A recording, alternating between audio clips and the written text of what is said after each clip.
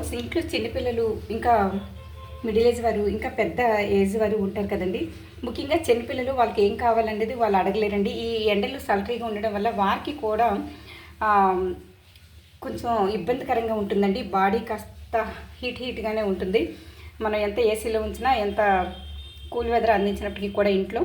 అందువల్ల చిన్నపిల్లలకి ఒక బాటిల్లో వేసి ఉంచేసి లెమన్ వాటర్, కేవలం లెమన్ వాటర్ అండి.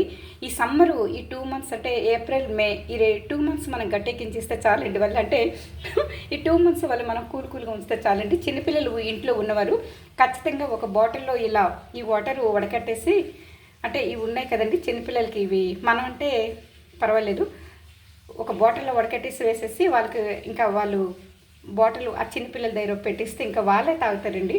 లేదంటే మనం అన్నా చూస్తారు కదండి.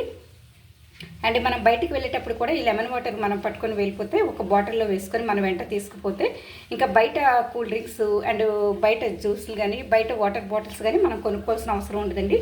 చూస్తారు కదండి, ఇంత హాట్ ఈ సమ్మరు సీజన్లో మనం ఇలా ఇంట్లోనే ఇలా లెమన్ వాటర్ తయారు చేసుకొని అండ్ మన బాడీకి కూల్ వెదర్ అందిస్తే బాగుంటుంది కదండి. చూస్తారు కదండి. Thanks for watching.